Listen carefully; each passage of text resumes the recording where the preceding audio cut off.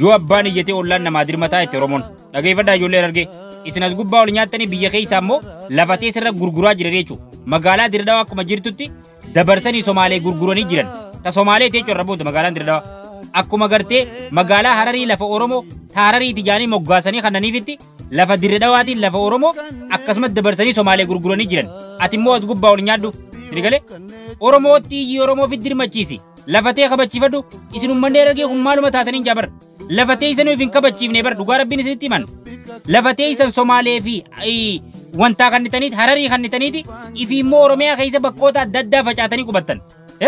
Wallaggafaa yaatanii Ilubbaa Boorfaa yaatan. Lafatee isan ammoo Harargee irratti Somaalee fi Harariitu isinirraa fudhatee irratti abbaatee jira. Magaalaan Hararii tanarra jaantuni lafa Oromooti. Naannoo Hararii jaanii moggaasan. Dirredawaanis akkasumas dabarfantee diinaa kannite jechuudha. Sa'aan gabbaatee amma if kabachiifte ammaan tana Oromootti jedhu. Dhageeffadhaa Oromoonis seenaa jalaan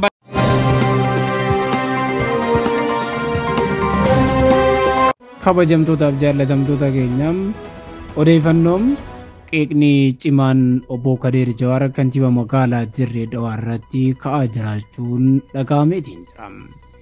Odeeffannoo guyyaa har'aatiin obbo Kadir Jawaar kantiibaa magaalaa Dirredawaa irratti hamiin obbo Kadir Jawaar magaalaa Dirredawaa lafa seenaa fi seeraanis lafa Oromoo taate Dirredawaa farramee gurguratee jira kan jedhu hamiin cimee itti fufeera.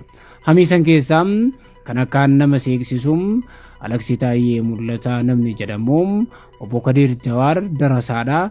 Darastichi masjiida khutbaa gorsuu qabaa maaliif gara madirakii siyaasaatti fiddan jechuudhaan qeeqeetii jira. Bifa qoosaatiin barreessus darasaan gara siyaasaatti hin dhuftu waan jedhame garuu tokkolleenuu hin jiru jennaan nutiisi. Kanatti aansuudhaan ammoo obbo Kadir Jawaar baroota darban waggoottan darban Somaalee fi Oromoo jidduutti nagaa buusuu fi magaalaa Dirredawaa magaalaa nagaa godhuudhaan hedduu faarfamaatiin ture.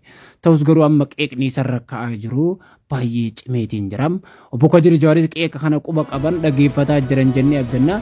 Qeeqa kana keessatti wantoota sirratuu qaban sirreessuu akka qaban nutillee dhaamsa dabarsinaa fi akkasumas aktivistoonni jajjaboon warroonni akka Murtii Guutom kanneen akka Saaladdiin Abdii qeeqa isaanii cimsanii itti fufaniitiin jiru.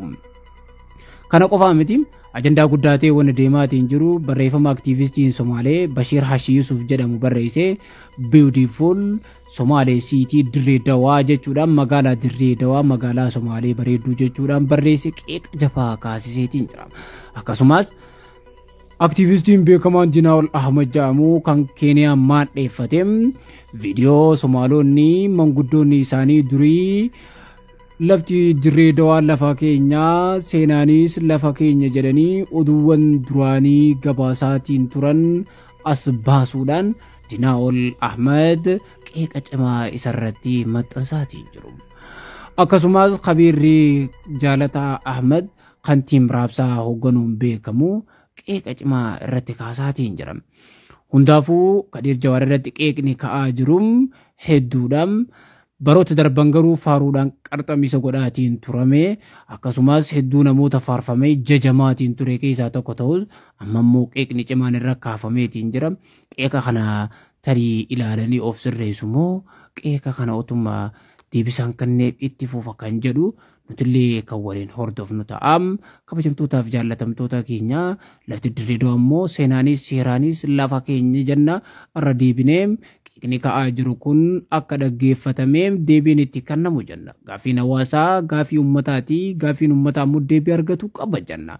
Gaafii uummanni mootummaadha. Mootummaan uummataa.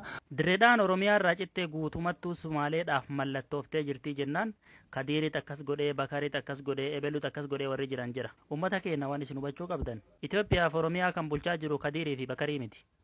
Walumaa galatti kan Dirredawaa Somaaleef mallatteessu isuma Baaleetti uummata diigu, isuma Jimmatti mana diigu, isuma uummata keenya biyyarraa godaansisu, isuma Hacaaluu Hundeessatiif battee Urgeessaaf ajjeese, isuma Walloo Wallaggaa fi Shawaa diroon hin darbachaa ture. Sirnuma biyya bulchaa jiru kanaa jechuudha. Wanni isin nama dhuunfaa komattaniif maaltu jira?